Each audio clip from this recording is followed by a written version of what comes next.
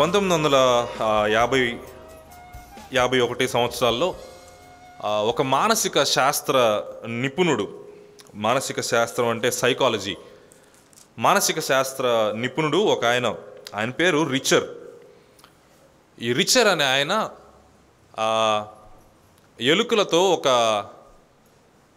Experiment చేస్తాడు. ఒక ప్రయత్నాన్ని ల్యాబొరేటరీస్లో ప్రయత్నాన్ని జరిగిస్తూ ఉంటారు. ఈ ప్రయత్నాన్ని రిచర్ అనే ఒక వ్యక్తి జరిగిస్తాడు. ఆయన చేసిన ప్రయత్నం ఏంటంటే, కొన్ని ఎలుకలను తీసుకొని ఒక బకెట్లో నీళ్ళను నింపి ఆ నీళ్ళల్లో ఎలుకలను పడేస్తాడు. ఎలుకలు సామాన్యంగా ఈత కొట్టగలిగిన సామర్థ్యం కలిగినవట. అయితే ఖచ్చితంగా 10 నిమిషాలకు, వేసిన 10 లేక 15 నిమిషాలకు ఆ ఎలుకలు చనిపోతాయి. ఈత కొట్టగలిగిన సామర్థ్యం ఉండి కూడా ఎలుకలు చనిపోతాయి. ఈ రిచర్ అనే ఆయన మరొకసారి రెండవ ప్రయత్నంగా మరికొన్ని ఎలుకలను తీసుకొని అదే బకెట్లో మళ్ళా ఆ ఎలుకల నుంచి సరిగ్గా 12 లేక 13 నిమిషాల సమయంలో అవి ఇంకా మునిగిపోతున్నాయి అన్నప్పుడు ఆ ఎలుకలను ఒకసారి బయటికి తీసి బయట పెడతాడు. కొద్దిసేపు ఎలుకలు ఊపిరి పీల్చుకొని మరలా సామాన్యమైన స్థితికి వచ్చిన తర్వాత మరలా వాటిని తీసుకొని ఆ బకెట్లో ఉంచడానికి ప్రయత్నం చేస్తాడు. ఒకసారి 15 నిమిషాలకు చచ్చిపోయిన ఎలుకలు రెండోసారి 15 నిమిషాల కంటే కొంచెం ముందు తీసి బయట పెడతాడు రిచర్ అనే ఈ శాస్త్రవేత్త. మరొకసారి అవే ఎలుకలను మళ్ళా బకెట్లో వేసినప్పుడు ఆయన ఆశ్చర్యానికి ఎలుకలు దాదాపుగా 6 గంటలు ఈత కొడతాయి ఆ బకెట్లో. దాదాపుగా 6 గంటలు. మొట్టమొదట 15 నిమిషాలకు మునిగిపోయిన ఆ ఎలుకలు మూడోసారి ప్రయత్నంలో ఆ 6 గంటలు దాదాపుగా ఇంకా ఎక్కువే అయి ఉండొచ్చు ఈత కొడుతూనే ఉంటాయి. ఈ శాస్త్రవేత్తకి ఏమీ అర్థం కాదు, ఏం జరిగిందో అర్థం కాదు. ఎలుకలను పరిశోధించే క్రమంలో మానవుల యొక్క మేధస్సును, మానవుల గురించిన పరిశోధనను కూడా చేస్తారు. మానవుణ్ణి అట్లా బకెట్లో వేయలేరు కాబట్టి ఎలుకలను పరిశోధించి ఎలుకల ద్వారా లేకపోతే కొన్ని జంతువుల ద్వారా మానవుని యొక్క ఆలోచన విధానాన్ని పరీక్షించడానికి కూడా మానసిక శాస్త్ర నిపుణులు, శాస్త్రవేత్తలు ప్రయత్నిస్తుంటారు. ఈ ఎలుకలకు ఏం జరిగింది అని ఆలోచిస్తున్నప్పుడు ఏం జరిగిందో ఆ పరిశోధన కార్యక్రమం అంతటిని ముగించి ఒక స్టేట్మెంట్ రిచర్ రాస్తాడు. రిజల్ట్ అంటారు ల్యాబొరేటరీస్లో చదువుకున్న ల్యాబొరేటరీస్లో ఇంజనీరింగ్ కానీ ఎక్కడైనా చేసినప్పుడు ల్యాబొరేటరీస్లో ఎక్స్పెరిమెంట్ అయిపోయిన తర్వాత రిజల్ట్ అనేది ఉంటుంది. రిజల్ట్ ఇలా రాస్తాడు. రెండోసారి 15 నిమిషాల కంటే ముందు బయటికి తీశాడు కదా ఈ శాస్త్రవేత్త వీటిని బయటికి తీసినప్పుడు వాటికి ఒక నిరీక్షణ కలిగిందట. ఏమన్నా తెలుసా? ఈ నిరీక్షణ ఏమన్నా తెలుసా? బయటికి తీస్తాడనే నిరీక్షణ. అందరికీ అర్థమైందని అనుకుంటున్నాను. బయటికి తీస్తాడనే నిరీక్షణ కలిగినప్పుడు రెండోసారి ఆఖరిసారి వేసినప్పుడు ఎన్ని గంటలు ఈదినాయి తెలుసా? 6 గంటలు ఈత కొట్టినాయి. 15 నిమిషాలు ఎక్కడ, 6 గంటలు ఎక్కడ? వీటికి కారణమైంది ఒక చిన్న నిరీక్షణ. ఆ చిన్న తలంపుతో రాత్రి మనం ప్రారంభించిన అంశం దగ్గరికి నేను వెళ్ళటానికి ఇష్టపడుతున్నాను. పేతురు రాసిన మొదటి పత్రిక 1వ అధ్యాయం 1-2 వచనాలు చదువుదామా? 1వ అధ్యాయం 1-2 వచనాలు. యేసుక్రీస్తు అపోస్తలుడైన పేతురు, తండ్రి అయిన దేవుని భవిష్యత్ జ్ఞానమును బట్టి ఆత్మ వలన పరిశుద్ధత పొందిన వారై విధేయులొకటకును యేసుక్రీస్తు రక్తం వలన ప్రోక్షింపబడుటకును ఏర్పరచబడిన వారికి, అనగా పొంతు, గలతియా, కప్పదోకియా, ఆసియా, బితునియా అను దేశములయందు చెదరని వారిలో చేరిన యాత్రికులకు శుభమని చెప్పి రాయున్నది. మీకు కృపయు సమాధానమును విస్తరిలునుగాక. రాత్రి ఇక్కడ ఉన్న వారందరూ రాత్రి కూడి వచ్చారు నేను నమ్ముతున్నాను. అయితే రాని వారి కోసం, గత రాత్రి పేతురు విశ్వాస ప్రయాణాన్ని, విశ్వాస జీవిత ప్రయాణాన్ని జననానికి మరణానికి మధ్య కాకుండా యేసుక్రీస్తు ప్రభు యొక్క మొదటి ప్రత్యక్షతకు, యేసుక్రీస్తు ప్రభు యొక్క రెండవ ప్రత్యక్షతకు మధ్య ఈ ప్రయాణాన్ని, ఈ విశ్వాస ప్రయాణాన్ని ఉంచాడు అని మనం మాట్లాడుకున్నాం. ఈ విశ్వాస ప్రయాణం ఎటువంటి విశ్వాస ప్రయాణం జరిగించాలో, ఏ రీతిగా జరిగించాలో అనేది నాకు ముందు నా సహోదరుడు మాట్లాడుతూ వచ్చాడు. వెలిగించబడిన విశ్వాసం అని, రెండోది ఏంటి? వెనుదిరిగిన విశ్వాసం, మూడోది గెలిచిన విశ్వాసం. ప్రభుకు స్తోత్రం. మీరందరూ చక్కగా వింటున్నారు. విశ్వాస జీవితం ఎలా కొనసాగాలో చెప్తున్నాడు. కానీ ఈ విశ్వాస జీవితం అనేది యేసు ప్రభు ఇరు ప్రత్యక్షతలకు మధ్య జరిగే ప్రయాణం అని, ఈ ప్రయాణానికి, ఈ విశ్వాస ప్రయాణానికి ఒక పేరును మనం పెట్టుకున్నాం. ఏంటో తెలుసా? నిరీక్షణ గల ప్రయాణం. నిరీక్షణ గల ప్రయాణం. ఈ విశ్వాస ప్రయాణం మనం ఏదో గాల్లో చేయట్లేదు. ఈ విశ్వాస ప్రయాణాన్ని ఏదో ఊరికినే అలా చేస్తున్నామంటే చేస్తున్నామని కాదు, కానీ ఈ విశ్వాస ప్రయాణానికి ఒక నిరీక్షణ ఉంది. ఈ విశ్వాస ప్రయాణానికి ఒక నిరీక్షణ ఉంది. ఈ ఉదయకాలం సహోదరులు వర్తమానం అందిస్తూ, ఈ విశ్వాస ప్రయాణంలో శ్రమలు ఉన్నాయి, ఈ విశ్వాస ప్రయాణంలో కష్టాలు ఉన్నాయి, ఖచ్చితంగా ఉన్నాయి. వీటన్నిటి మధ్య మనకొక నిరీక్షణ గల ప్రయాణం అని మనం రాత్రి మన అంశానికి శీర్షికను అందించుకున్నాం. ఈ నిరీక్షణ గల ప్రయాణంలో పేతురు మొట్టమొదటిగా ఎక్కడ ప్రారంభించాడు? పునర్జన్మ అనే దాని దగ్గర ప్రారంభించాడు. అవునా? క్రొత్త జన్మ, మరలా జన్మ, పునర్జన్మ దగ్గర పేతురు ప్రారంభిస్తాడు. ఈ ప్రయాణ ప్రారంభం ఎక్కడ చూస్తామంటే, ఈ నిరీక్షణ గల ప్రయాణం ప్రారంభం పునర్జన్మలో చూస్తాం, క్రొత్త జన్మలో చూస్తాం. ఈ నిరీక్షణ దేవుడు తప్ప మరెవరు ఇవ్వలేరు. యేసుక్రీస్తు ప్రభు ద్వారా తప్ప ఈ నిరీక్షణ మనం పొందలేం. ఇలా జ్ఞాపకం చేసుకుంటే రాత్రి మనం ఆలోచించినట్లు, త్రియేక దేవుని కార్యము లేకుండా పునర్జన్మ పొందే అవకాశం లేదు. త్రియేక దేవుని కార్యము లేకుండా త్రికాల రక్షణ అనుభవించే అవకాశమే లేదు. త్రియేక దేవుని కార్యము లేకుండా త్రికాల నిరీక్షణను, జీవముతో కూడిన నిరీక్షణ అనుభవించే అవకాశం లేదు. ప్రపంచంలో చాలామంది చాలా రకాలైన నిరీక్షణ మనకి ఇవ్వచ్చు. డాక్టర్ గారు సర్జరీ ముగించిన తర్వాత మనం బయట కూర్చొని ఉంటే మన దగ్గరికి వచ్చి we hope that condition will get better అంటాడు. పరిస్థితి మెరుగుపడద్దని నేను ఆశిస్తున్నాను, నేను నిరీక్షిస్తున్నాను అంటాడు. కానీ ఆయనకు తెలుసా పరిస్థితి మెరుగుపడుతుందో లేదో? ప్రపంచంలో మనకు కనిపించే ప్రతి నిరీక్షణ, ప్రపంచంలో మనకు వినిపించే, మనకు ఇవ్వబడే ప్రతి నిరీక్షణ, ఏ నిరీక్షణ కూడా జీవంతో కూడిన నిరీక్షణ కాదు. ఈ విషయాన్ని మనం గుర్తుపెట్టుకోవాలి. జీవంతో కూడిన నిరీక్షణ ఎవరు ఇవ్వలేరు ప్రపంచంలో. ఒక్కరే ఇవ్వగలరు. ఎవరంటే దేవుడు. ఎందుకో తెలుసా? పేతురు అందుకే దేవుణ్ణి మొట్టమొదటిగా ఏమని పరిచయం చేస్తాడు? తండ్రి అయిన దేవుని భవిష్యత్ జ్ఞానము. మన భవిష్యత్ తెలిసిన వాడు మనకు నిరీక్షణ ఇవ్వగలడు. మన భవిష్యత్ తెలిసిన వాడు జీవంతో కూడిన నిరీక్షణ మనకు ఇవ్వగలడు. అంతేకాని ప్రపంచంలో ఎక్కడికి వెళ్ళినా ఏ నిరీక్షణ అయినా అది నిరీక్షణ సందేహంతో కూడిన నిరీక్షణ అవ్వచ్చు, కానీ జీవంతో కూడిన నిరీక్షణ మాత్రం కానే కాదు. ఈ జీవంతో కూడిన నిరీక్షణ యొక్క నిర్వచనం పునర్జన్మ అనే మాటలో మనం చూసాం. పునర్జన్మ అనే మాటలో మనం చూసాం. ఈ ఉదయకాలం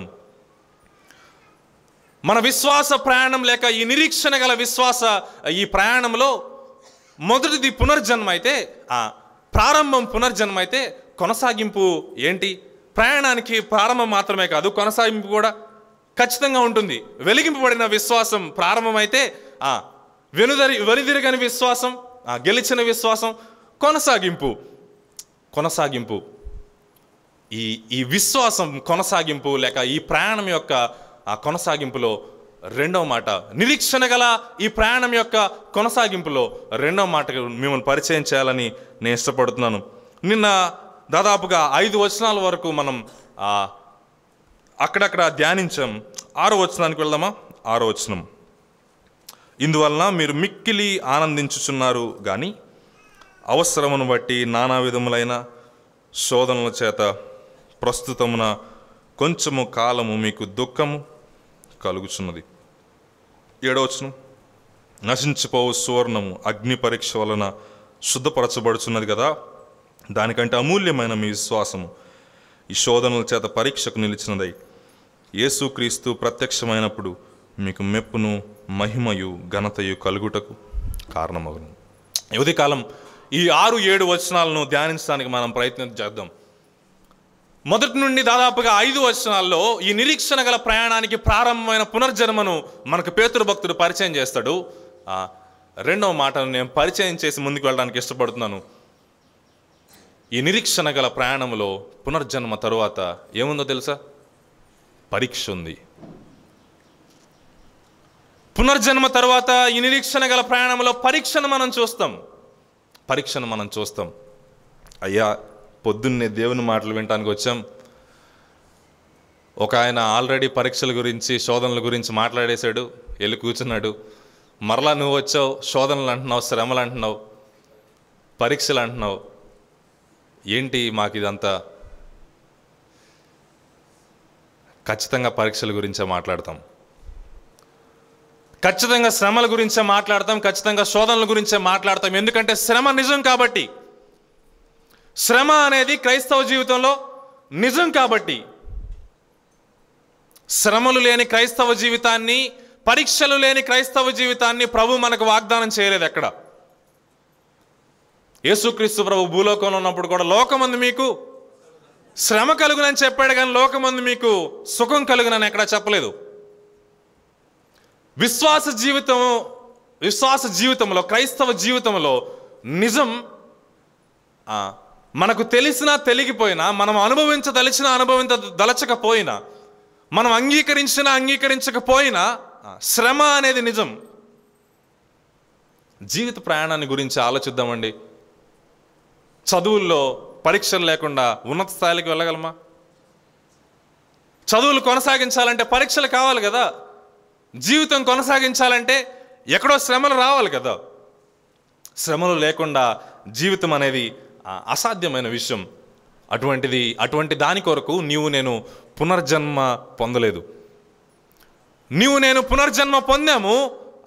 నిరీక్షణ యొక్క నిర్వచనాన్ని, జీవంతో కూడిన ఆ నిరీక్షణను, అక్షయమైనది, వాడబారనిది, నిర్మలమైన ఆ నిరీక్షణను మనం అనుభవిస్తున్న మనకు ఈ ప్రయాణంలో రెండో భాగానికి వెళుతున్నాం. నిరీక్షణ గల ప్రయాణంలో రెండో భాగం ఏంటో తెలుసా? పరీక్ష. ఈ ఉదయకాలం ఈ వర్తమానానికి, ఈ ధ్యానానికి ఆ నిరీక్షణ గల ప్రయాణంలో పరీక్ష అనే శీర్షికను పెట్టుకుందాం. నా జీవితాల్లో, విశ్వాస జీవితంలో పరీక్ష అనేది ప్రయాణంలో భాగం. పరీక్ష అనేది ప్రయాణంలో భాగం. ఈ మాట తెలియజేస్తున్నప్పుడు పరీక్ష దేనికి?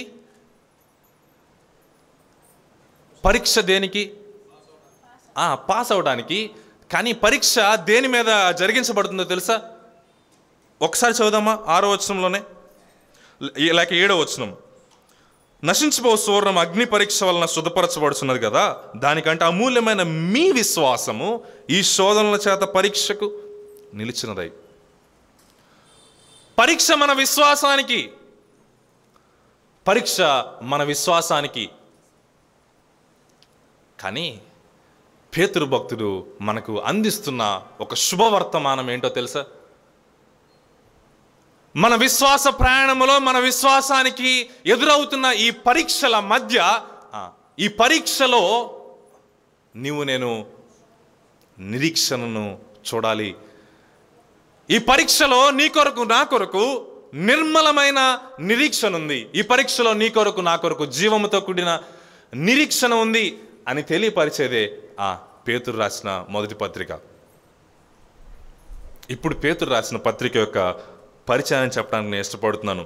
రాత్రి స్వార్థ పక్షంగా వెళ్ళాం కనుక ఎక్కువ పరిచయాన్ని నేను అందించలేకపోయాను.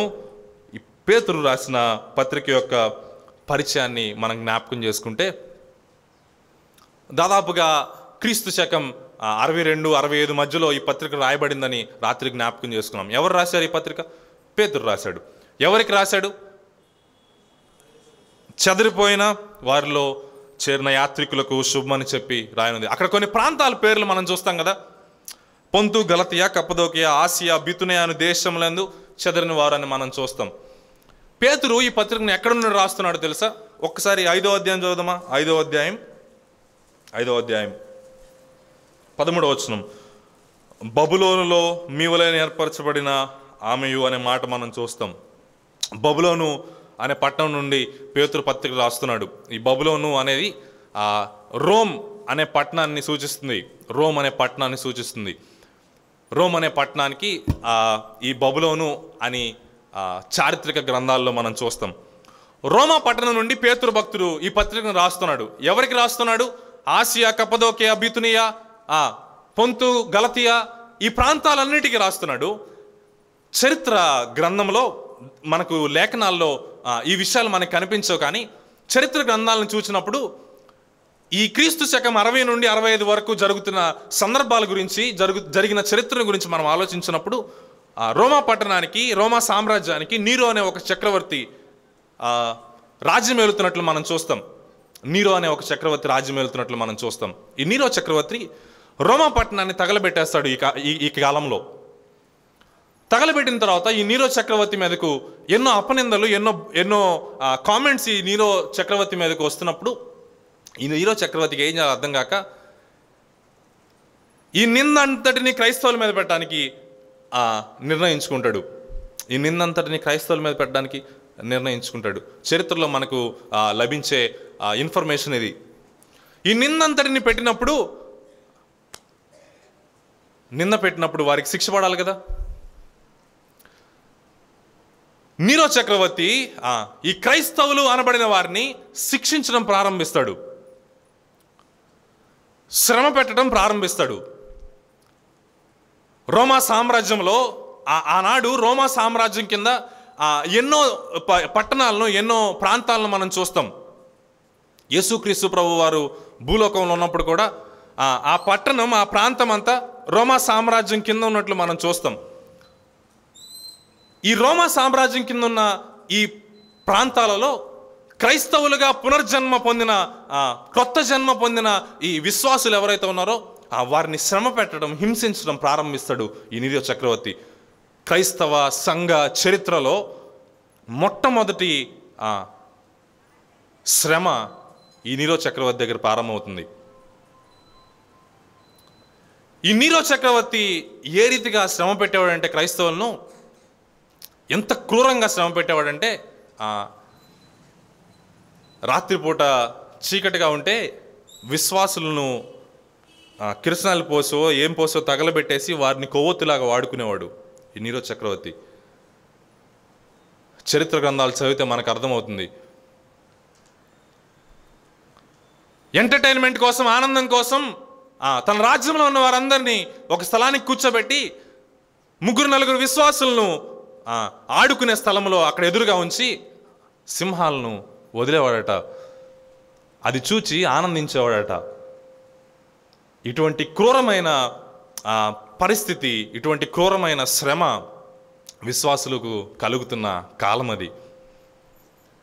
ఇదే కాలంలో ఇక్కడ చెప్పబడిన ప్రతి ప్రాంతానికి దాదాపుగా ఈ ప్రతి ప్రాంతంలో ఈ రోమా సామ్రాజ్యం యొక్క ప్రభావాన్ని మనం చూస్తాం. ఈ ప్రాంతాల్లో అదే ప్రభావంతో ఈ ప్రాంతాలలో కూడా ఉన్న విశ్వాసులను, చెదిరిన విశ్వాసులు ఎవరైతే ఉన్నారో, అపోస్తల గ్రంథం 8వ అధ్యాయం నుండి చెదిరిపోయిన విశ్వాసులు ఉన్నారు కదా, ఆ విశ్వాసులను ఈ ప్రాంతాల్లో కూడా శ్రమ పెట్టడం ప్రారంభించారు. ఇదంతా జరుగుతున్నప్పుడు పేతురు రోమా పట్టణంలో ఉంటాడు. అపోస్తల గ్రంథంలో పేతురు ప్రయాణాన్ని మనం ఆలోచిస్తే ఈ సమయానికి పేతురు రోమా పట్టణంలో బబులోను అనే ప్రాంతంలో ఉన్నట్లు మనం చూస్తాం.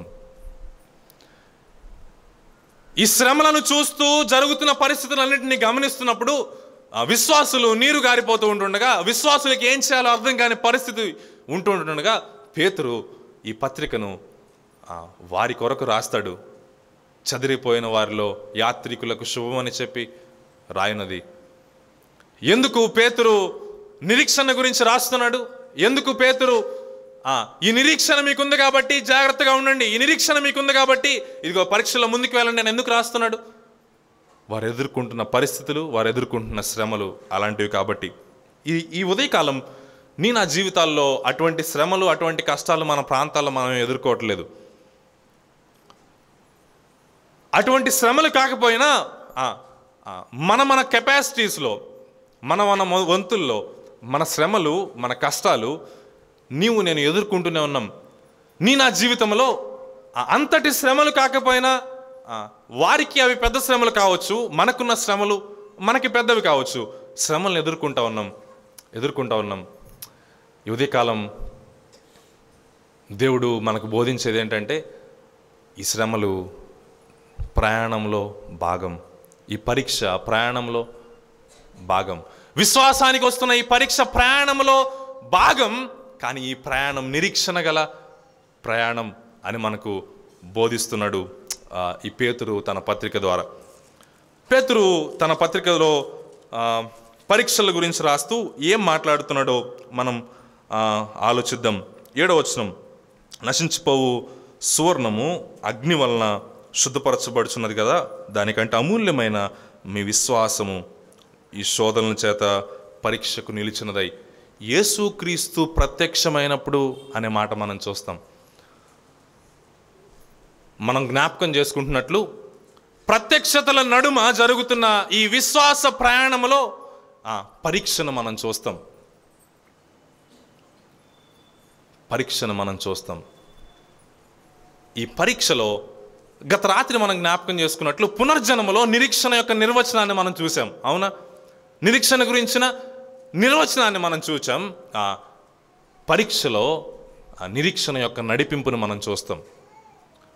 పునర్జన్మలో నిరీక్షణ యొక్క నిర్వచనాన్ని చూచాం, పరీక్షలో నిరీక్షణ యొక్క నడిపింపును మనం చూస్తాం. నిరీక్షణ కలిగిన వారమై ఆ నిరీక్షణ మనలను ఈ విశ్వాస ప్రయాణంలో కాదు, ఈ ప్రయాణంలో ఎదురవుతున్న పరీక్షలో ఎలా మనల్ని నడిపిస్తుందో మనం చూస్తాం.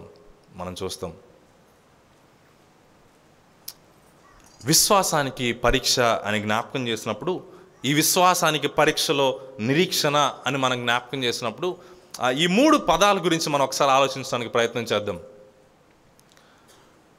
విశ్వాసం, నిరీక్షణ, ఈ 2 పదాలు మనకు చాలా సుపరిచితమైన పదాలు.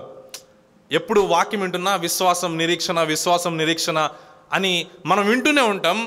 అవి మనకు యాంత్రికంగా అలవాటైపోయిన పదాలు. కానీ ఆ విశ్వాసం అంటే ఏంటి?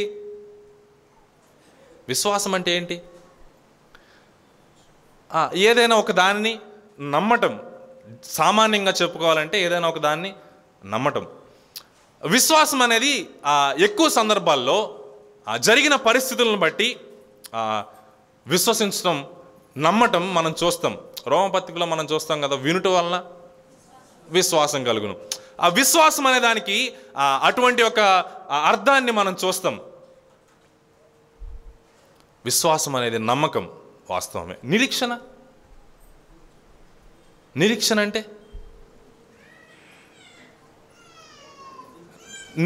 అంటే ఆశ, ఎదురు చూడటం. గ్రీక్లో ఈ పదానికి ఎల్పిడా అనే ఒక పదం ఉపయోగించబడింది. ఆ పదానికి అర్థం ఏంటంటే ఎక్స్పెక్టేషన్, అంటే ఆశించడం. ఎక్స్పెక్టేషన్ అనే పదం ఉపయోగించబడింది. కానీ అంతటితో ఆగిపోలేదు ఆ పదం. ప్రపంచం మనకు అందించేది ఎక్స్పెక్టేషన్ వరకే హోప్ అంటే. కానీ నిరీక్షణ అంటే ఆశించడం వరకే అందిస్తుంది. కానీ ఎల్పిడా అనే పదం ఇటువంటి ఆలోచన మనకు అందిస్తుంది. ఏంటంటే కాన్ఫిడెంట్ ఎక్స్పెక్టేషన్, కాన్ఫిడెంట్ యాంటిసిపేషన్. నీవు నేను నిరీక్షిస్తున్నాం కదా, అది ఖచ్చితంగా జరుగుతుందని నిరీక్షిస్తున్నాం మనం. మనకివ్వబడిన జీవముతో కూడిన నిరీక్షణ ఖచ్చితంగా జరుగుతుందనే నిరీక్షణ. Confident expectation, confident anticipation. జరుగుతుందో లేదో అనే సందేహంతో మనం చేసేది కాదు నిరీక్షణ. జరుగుతుందో లేదో అనే సందేహంతో కలిగి ఉండేది కాదు నిరీక్షణ. జరుగుతుంది అనే నిశ్చయతతో, నమ్మకంతో ఉండేది నిరీక్షణ. విశ్వాసం జరిగిన విషయాలను బట్టి నమ్మటం అయితే, లేక జరగబోతున్న విషయాలను బట్టి కూడా నమ్మటం అయితే, నిరీక్షణ మాత్రం కేవలం జరగబోతున్న విషయాల గురించి నమ్మటం. నిరీక్షణ అనేది భవిష్యత్తుకు సంబంధించింది.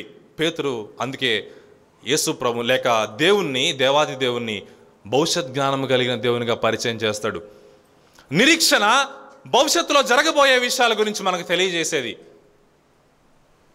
నిరీక్షణ మనం ప్రయాణిస్తూ ఉంటే, మనం ఎక్కడికైనా ప్రయాణిస్తూ ఉంటే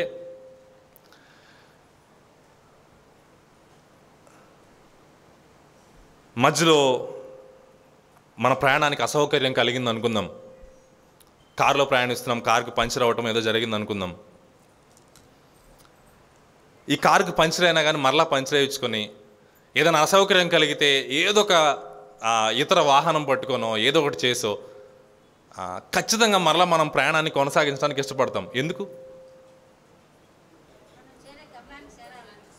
గమ్యానికి చేరాలని అనేది ఒక మంచి ఆలోచన అయితే, ఎందుకో తెలుసా? నీకు నాకు ఒక ఇల్లు ఉందని తెలుసు కాబట్టి ఖచ్చితంగా బయలుదేరతాం.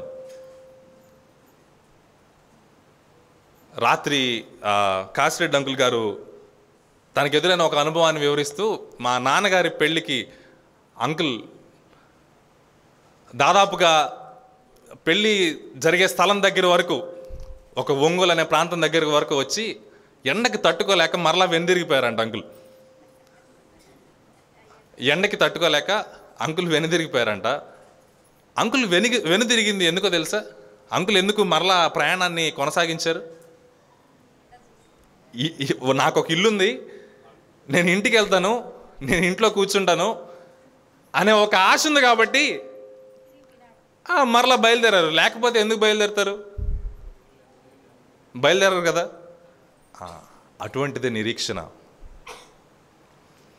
నీకు నాకు పరలోకమందు భద్రపరచబడిన స్వాస్థ్యం ఉంది కాబట్టి, నీకు నాకు పరలోకమందు భద్రపరచబడిన నిర్మలమైనదైన, అక్షయమైనదైన, వాడబారనిది అయిన స్వాస్థ్యం, జీవంతో కూడిన నిరీక్షణ ఉంది కాబట్టి నీవు నేను పరీక్షలో ముందుకు సాగుతాం, విశ్వాసంలో ముందుకు సాగుతాం.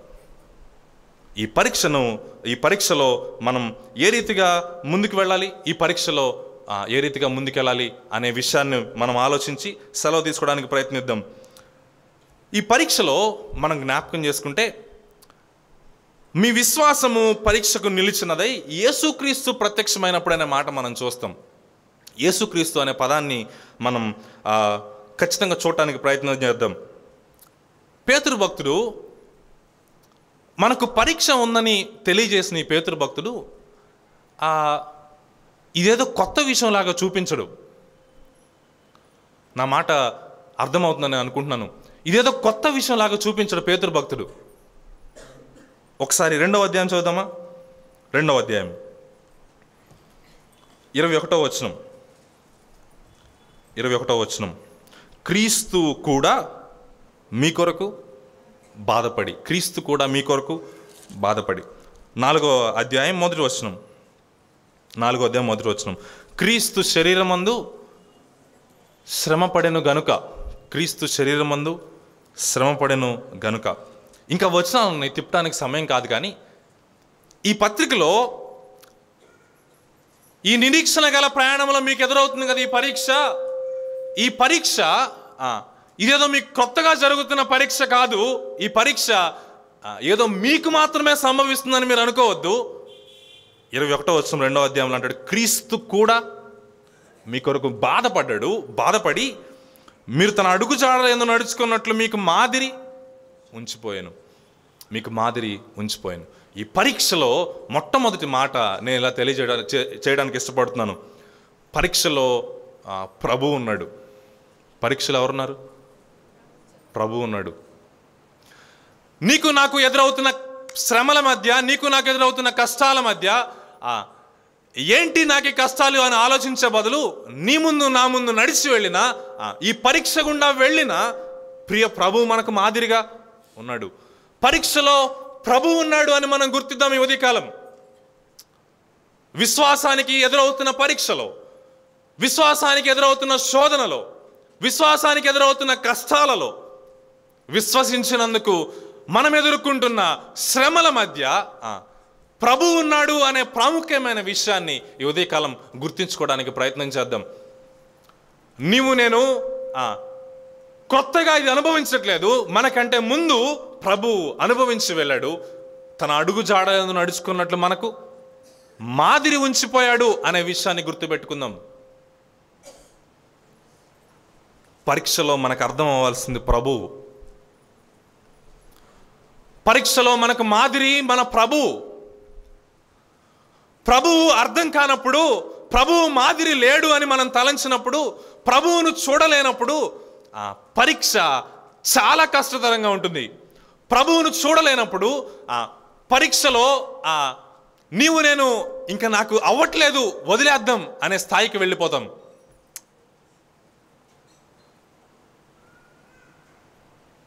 మనిషిని కొవ్వొత్తిగా వెలిగించిన అంతటి పరీక్ష వచ్చినప్పుడు ఇంకా విశ్వాసాన్ని ఆ వ్యక్తి పట్టుకొని నిలుచున్నాడు. కొవ్వొత్తిలాగా వెలుగుతూ విశ్వాసాన్ని పట్టుకొని నిలుచున్నాడు నీరో చక్రవర్తి కాలంలో. అంటే అర్థమేంటో తెలుసా? తనకంటే ఎక్కువైన పరీక్ష, తనకంటే ఎక్కువైన శ్రమ తన ముందు తన ప్రభు అనుభవించి వెళ్ళాడని చూచాడు. కాబట్టి ఆ విషయం ఆ వ్యక్తికి అర్థమైనప్పుడు, ప్రభువు గురించి అర్థమైనప్పుడు మన పరీక్షలు ఖచ్చితంగా ఆనందంతో ముందుకు వెళ్ళేవిగా ఉంటాయి, కానీ ఆవేదనతో ముందుకు వెళ్ళేవిగా ఉండవు. ప్రభు మనకు అర్థమవుతున్నాడా? శ్రమలు వచ్చినప్పుడు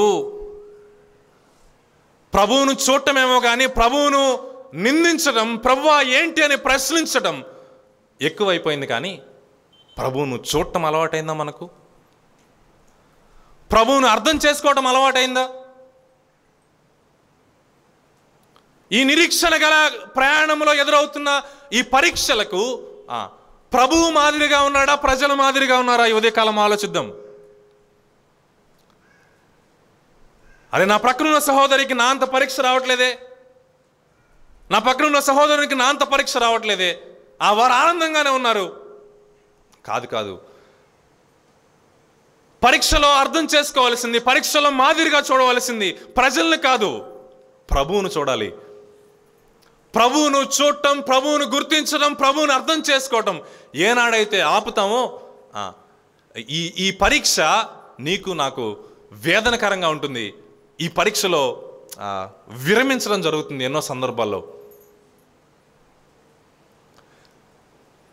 పరీక్షల వల్ల ప్రయాణాన్ని విరమించే ప్రయత్నాన్ని చేస్తున్న విశ్వాసులు ఇక్కడ ఎవరైనా కూర్చొని ఉన్నారేమో, దయచేసి ఈ మాట వినండి. మనకంటే ముందు మన ప్రియ ప్రభువు మనకు మాదిరిగా పరీక్షను అనుభవించి వెళ్ళాడు. ప్రభువును అర్థం చేసుకోవడానికి ప్రయత్నిద్దాం ఈ ఉదయకాలం. పేతురు భక్తుడు ప్రభువును ఏ రీతిగా అర్థం చేసుకోవాలని మనకు బోధిస్తున్నాడో మనం ఒకసారి చూద్దాం. మొదటి 12 వచనాల్లో దాదాపుగా పేతురు తన పత్రికలో చెప్పాలనుకున్న విషయాన్ని అంతటినీ క్రోడీకరించి మనకు చూపిస్తాడు.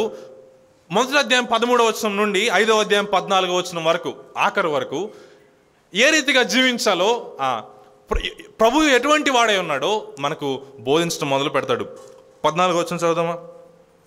ప్రభు గురించి పేతురు ఏం తెలియజేస్తున్నాడు? 14వ వచనం, నేను పరిశుద్ధుడనై ఉన్నాను కనుక మీరు పరిశుద్ధులై ఉండని రాయబడి ఉన్నది. పరీక్ష గురించి మాట్లాడి వెంటనే 11వ వచనంలో ఈ పరీక్షలో ప్రభువు మీకు మాదిరిగా ఉన్నాడు. ప్రభు ఎటువంటి వాడు? మొట్టమొదటి మాట, పరిశుద్ధుడైన ప్రభు. పరిశుద్ధుడై ఉన్న ప్రభువు మీకు మాదిరిగా ఉన్నాడు. పరీక్షలో మొదటిది ప్రభు అని మనం చూసాం, రెండవది ప్రవర్తన అని మనం గుర్తుపెట్టుకుందాం. మొదటిది పరీక్ష, రెండవది పరీక్షలో మొదటిది ప్రభువు, రెండవది ప్రవర్తన. ఈ రెండు మాటలు గుర్తుపెట్టుకోవడానికి ప్రయత్నం చేద్దాం. తేలికగా ఉండే మాటలే తెలియజేస్తున్నాను, ఎందుకంటే గుర్తుండాలని. ప్రభు ఎటువంటి వాడు? పేతురు భక్తుడు పరిచయం చేస్తూ, ప్రభువు పరిశుద్ధుడు. ప్రభువును మాదిరిగా చూస్తే పరీక్షలో మన ప్రవర్తనలో మార్పు కలుగుతుంది. మనకు మాదిరిగా ఉన్న ప్రభువును చూసినప్పుడు నా జీవితంలో, మన విశ్వాస ప్రయాణంలో, ప్రవర్తనలో మార్పులు జరుగుతాయి. 14వ వచనం మనకు బోధించేది అదే. నేను పరిశుద్ధుడినై ఉన్నాను కనుక మీరును పరిశుద్ధులై ఉండుడి. ప్రభువు పరిశుద్ధతను మనం చూసినప్పుడు, ప్రభువు పరిశుద్ధుడు అని కొనియాడబడుతున్నవాడని మనం గుర్తించినప్పుడు, ఏ పాపం ఎరుగని వాడు ఈయన అని గుర్తించినప్పుడు, పునర్జన్మ పొందిన నీవు నేను ఈ పరీక్షలో పరిశుద్ధంగా జీవించడానికి ముందుకు వెళతాం. నా జీవితంలో, మన విశ్వాస ప్రయాణాల్లో పరిశుద్ధత ఎందుకు కనిపించట్లేదు? మన సంఘాలలో పరిశుద్ధత ఎందుకు కనిపించట్లేదు? సంఘాలలో, సేవకులలో, పెద్దలలో, విశ్వాసులలో, యవనస్తులలో, పిల్లలలో పరిశుద్ధత లోపించడానికి కారణం ఏంటి? పరిశుద్ధత లోపించి ఈ ప్రయాణంలో సొమ్మసిల్లి పడిపోవడానికి కారణం ఏంటి? పరీక్షకు నిలవలేక పడిపోవడానికి కారణం ఏంటి? ప్రభువు పరిశుద్ధత చూడలేకపోవడమే. ప్రభువు పరిశుద్ధుడై ఉన్నాడు అనే విషయం మనకు అర్థమైతే, మనకంటే ముందు మాదిరి ఉంచిపోయిన మన ప్రియ ప్రభువు పరిశుద్ధుడు అనే విషయం మనకు అర్థమైతే, నీవు నేను పరిశుద్ధంగా ఉండటానికి ఖచ్చితంగా ప్రయత్నిస్తాం. పరిశుద్ధంగా జీవిస్తాం. నీవు నేను నిరీక్షణ ఉన్న చోట ఖచ్చితంగా నియమం కూడా ఉంటుంది. 12వ వచనంలో చదువుదామా? ఇక్కడే 13వ వచనంలో, కాబట్టి మీ మనసును నడుము కట్టుకొని నిబ్బరమైన బుద్ధి కలవారే, యేసుక్రీస్తు ప్రత్యక్షమైనప్పుడు మీకు తేబడు కృప విషయమైన సంపూర్ణమైన నిరీక్షణ కలిగి ఉండుడి. నిరీక్షణను చూపించి పేతురు 14వ వచనంలో నియమాన్ని చూపిస్తున్నాడు. నిరీక్షణకు నియమానికి మధ్య ప్రభువును మాదిరిగా చూపిస్తున్నాడు. నిర్మలమైన నిరీక్షణ ఉంది. ఇదిగో నువ్వు పాటించవలసిన నియమం కూడా ఇక్కడ ఉంది. వీటి మధ్య నీకు ముందు నడిచిపోయిన ప్రభువు ఇదిగో అని మాదిరి చూపిస్తున్నాడు పేతురు. పరిశుద్ధుడైన ప్రభువును ఎంతవరకు అర్థం చేసుకున్నాం? ఆనాడు యెషయా భక్తుడు అత్యున్నత సింహాసనం ముందు ఆసీనుడైన ప్రభువును చూచాడు. ఎటువంటి ప్రభు? ఆ ప్రభు పరిశుద్ధుడు అని కొనియాడబడుతున్న, కెరూబులు శరాపుల మధ్య కొనియాడబడుతున్న ఈ ప్రభువును చూసినప్పుడు అదే అధ్యాయంలో కిందకి వస్తే, నేను అపవిత్రమైన పెదవులు గలవాడును. ప్రభు పరిశుద్ధత ప్రత్యక్షమవుతున్నప్పుడు, ప్రభు పరిశుద్ధత మనకు వివరించబడుతున్నప్పుడు, నిర్మలమైన వాక్యమును పాలను అపేక్షిస్తూ ప్రభు పరిశుద్ధతను లేఖనాల్లో గమనిస్తున్నప్పుడు ఇంకా పాపంలోనే ఎలా ఉండగలవు?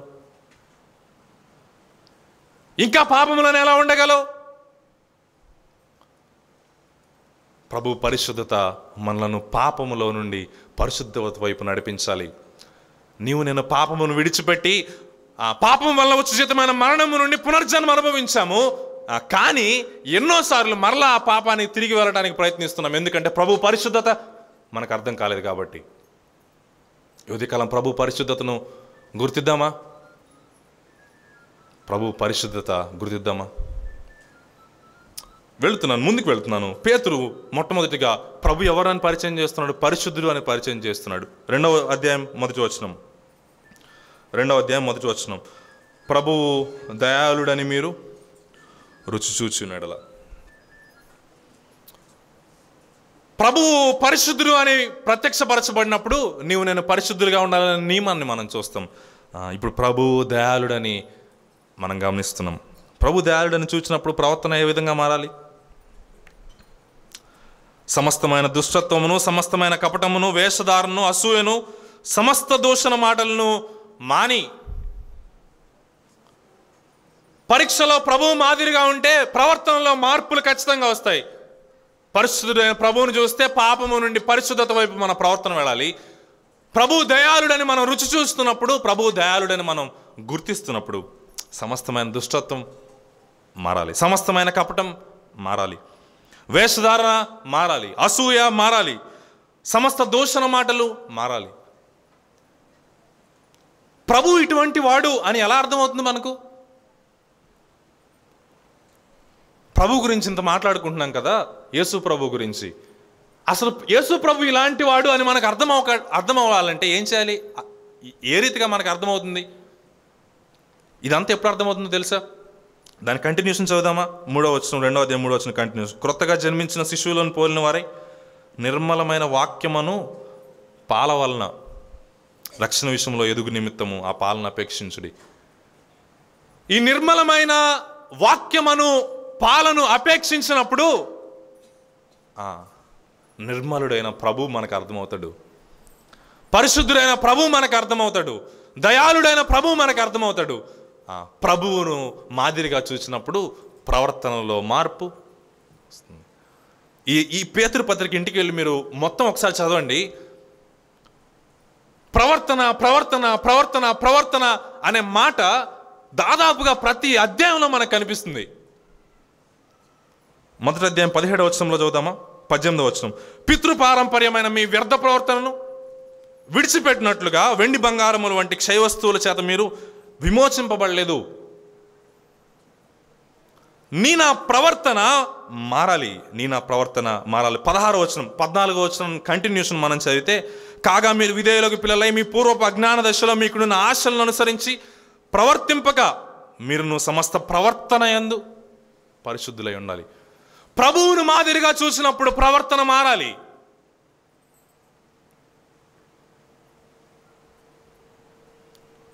రెండవ అధ్యాయంలో ఆఖరిలో, ఈ 2వ అధ్యాయం ఆఖరిలో 21వ వచనానికి వెళ్దామా?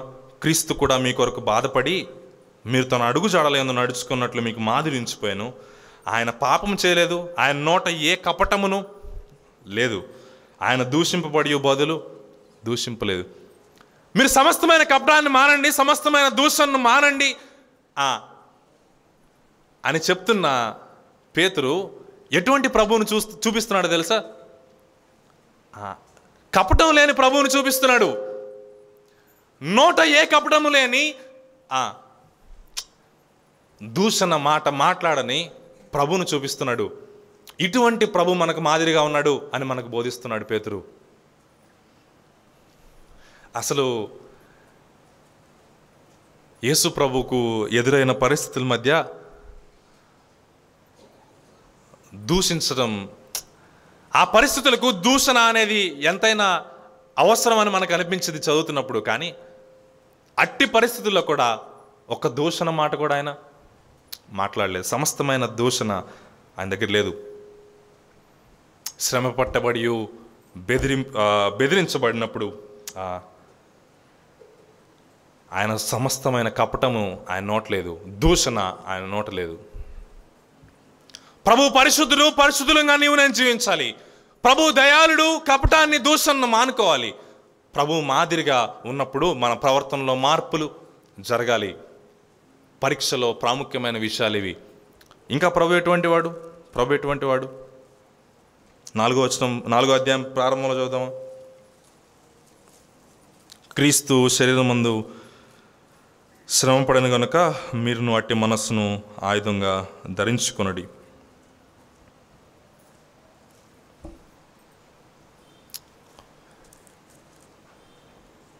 పరిశుద్ధుడైన ప్రభువును మొదట చూపించాడు పేతురు, దయాళుడైన ప్రభువును చూపించాడు పేతురు, శ్రమపడిన ప్రభువును చూపిస్తున్నాడు పేతురు. ఈ ప్రభు ఎటువంటి ప్రభు? శ్రమపడిన ప్రభు. ఈ శ్రమలలో మన ప్రవర్తనలో రావాల్సిన మార్పు ఏంటో తెలుసా? ఈ శ్రమలలో సహనాన్ని ప్రభు బోధిస్తున్నాడు మనకు.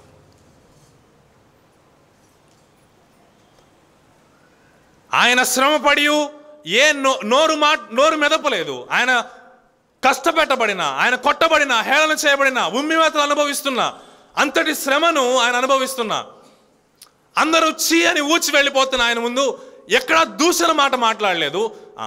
మౌనంగా మౌనంగా మౌనంగా సహించాడు ఆయన. శ్రమ పెట్టబడిన ప్రభు మనకు అర్థమైనప్పుడు మన జీవితాల్లో సహనం ఎందుకు ప్రారంభం కాదు? సమస్తమును సహించిన ప్రభు మన ముందు ప్రత్యక్షపరచబడుతున్నప్పుడు, ఆ ప్రభు మనకు అర్థమైనప్పుడు మన శ్రమలలో సహనం. శ్రమను సహించి ముందుకు వెళ్ళే ఆ ఆలోచన నీకు నాకు ఎప్పుడు కలుగుతుందంటే ప్రభువును చూసినప్పుడు. ఈ ఉదయకాలం ప్రజలను చూడటం ఆపివేద్దాం. ఈ ఉదయకాలం ప్రభువును చూడటం మొదలు పెడదాం. మనకు ముందుగా మాదిరి ఉంచిపోయిన ప్రభువును చూడటం మొదలు పెడదాం. ఇంకా ఈ ప్రభు ఎటువంటి ప్రభు? రెండవ అధ్యాయంలో ఇంకా ఇతర అధ్యాయాల్లో కూడా ఉన్నాయి, కానీ 2వ అధ్యాయం 10వ వచనం. ఒకప్పుడు ప్రజగా ఉండక ఇప్పుడు ప్రజ అయితిరి, ఒకప్పుడు కనికరింపబడక ఇప్పుడు కనికరింపబడితిరి అనే మాట మనం చూస్తాం. ప్రభువుని ఇలా పరిచయం చేయడానికి ఇష్టపడుతున్నాను. మొదటిది దయాళుడైన ప్రభువును మనం చూసాం. మొదటిది పరిశుద్ధుడైన ప్రభువును మనం చూసాం. రెండవది దయాళుడైన ప్రభువును చూసాం. మూడవది శ్రమపడిన ప్రభువును మనం చూసాం. నాలుగవది కనికర సంపన్నుడైన ప్రభువును మనం చూస్తాం. ఇంకా ఆ పదానికి ఇంకా కొంచెం ఎక్కువ అర్థాన్ని మనం చూడగలిగితే ప్రేమ కలిగిన ప్రభువును మనం చూస్తాం. ప్రేమ కలిగిన ప్రభువును మనం చూస్తున్నప్పుడు మొదటి అధ్యాయం 8వ వచనం ఒకసారి చదువుదామా?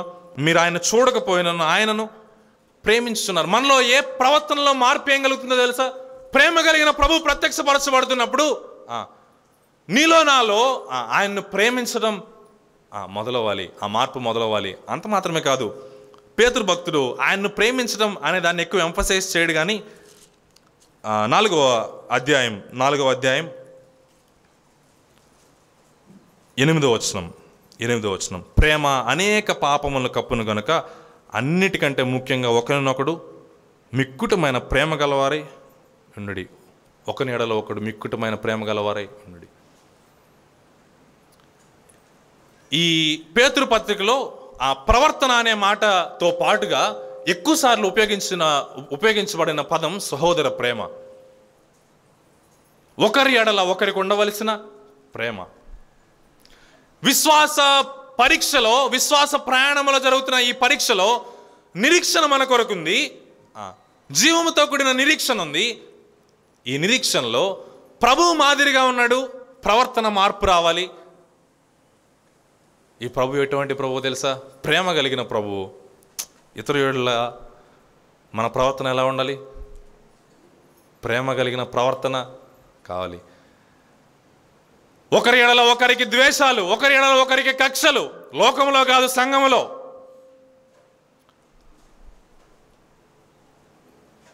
ప్రక్కన సహోదరి అంటే పడదు, ప్రక్కన సహోదరుడు అంటే పడదు. ప్రేమ కలిగిన ప్రభు మనకు అర్థమయ్యాడా? అర్థమైతే సహోదర ప్రేమ, ఒకరి ఎడల ఒకరికి ప్రేమ ఎక్కడ? ప్రేమ దోషములన్నిటినీ కప్పుతుంది అనే మాట మనం చూస్తాం. కొరింథీ పత్రికలో మనం చూస్తాం కదా, 13వ అధ్యాయంలో ప్రేమ గురించిన అద్భుతమైన కావ్యాన్ని మనం చూస్తాం. ఆ ప్రేమలో జరిగే విషయాలన్నీ మనలో ఒక్కటి కూడా కనిపించలేదంటే ప్రేమ కలిగిన ప్రభు మనకు అర్థం కాలేదు. నిన్ను నన్ను మనం ఆయన మీద తిరుగుబాటు చేసిన, మనం ఆయన దూషించిన, మనం ఆయన హేళన చేసిన, ఎన్ని చేసినా ఆయన్ను చీ అనుకున్నా కానీ ఆయన మనల్ని ప్రేమించాడే. అటువంటి ప్రేమ మన సహోదరుని ఎడల, మన సహోదరి ఎడల ఎందుకు చూపించలేకపోతున్నాం మనం? మిక్కుటమైన ప్రేమ గలవారై ఉండాలి సహోదరుల ఎడల, ఒకని ఎడల ఒకరు. పేతురు భక్తుడు తన పత్రికలో పెద్దలకు నియమాలు రాస్తాడు, పిల్లలకు నియమాలు రాస్తాడు, భర్తలకు నియమాలు రాస్తాడు, భార్యలకు నియమాలు రాస్తాడు, సంఘానికి నియమాన్ని రాస్తాడు. వీటి మధ్య ఒకరి ఎడల ఒకరు ప్రేమ గలవారై ఉండాలి అని రాస్తాడు. మన ప్రవర్తనలో ప్రేమ కలిగిన ప్రవర్తన ఎప్పటికీ ప్రారంభమవుతుంది? ఒకసారి ఆలోచిద్దామా? పరీక్ష అని ఆలోచిస్తున్నాం కానీ మనకంటే ముందు ప్రభువు మాదిరిగా ఉన్నాడనే విషయాన్ని మనం ఆలోచించలేకపోతున్నాం. పేతురు దాదాపుగా పరీక్ష అనే పదాన్ని 2 సార్లు ఉపయోగిస్తాడు, ప్రభు అనే పదాన్ని మాత్రం పత్రిక అంతా ఉపయోగిస్తూనే ఉంటాడు. ఈ పరీక్షలో పరీక్ష అనేది చాలా చిన్న విషయం. ఈ పరీక్షలో మన ముందు ప్రభు మాదిరిగా ఉన్నాడు అనే ఆ గొప్ప విషయాన్ని మనం చూసినప్పుడు ఈ పరీక్షను మనం ఆనందంతో స్వీకరించడానికి ఇష్టపడతాం. మనకెదురవుతున్న కష్టాలు, మనకెదురవుతున్న శ్రమలు, వీటి మధ్య ప్రభువుని చూస్తున్నామా? మనకెదురవుతున్న శోధనల మధ్య ప్రభువు మనకు మాదిరిగా ఉన్నాడా? ప్రజలు మనకు మాదిరిగా ఉన్నారా? ప్రభువు మాదిరిగా ఉంటే ప్రవర్తనలో మార్పులు ఎక్కడ?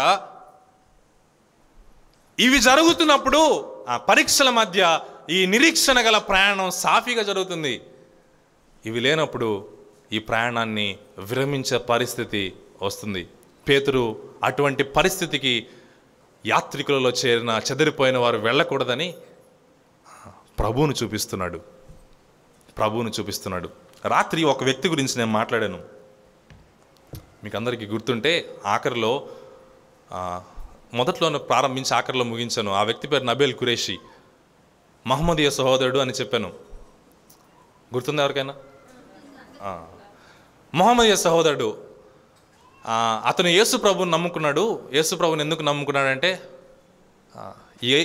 ఎవరు ఇవ్వలేని నిరీక్షణ, జీవంతో కూడిన నిరీక్షణ యేసు ప్రభు ఇచ్చాడు కాబట్టి యేసు ప్రభువుని నమ్ముకున్నాడు ఆయన. ఆ వ్యక్తి 34 ఏళ్లకు మరణించాడు.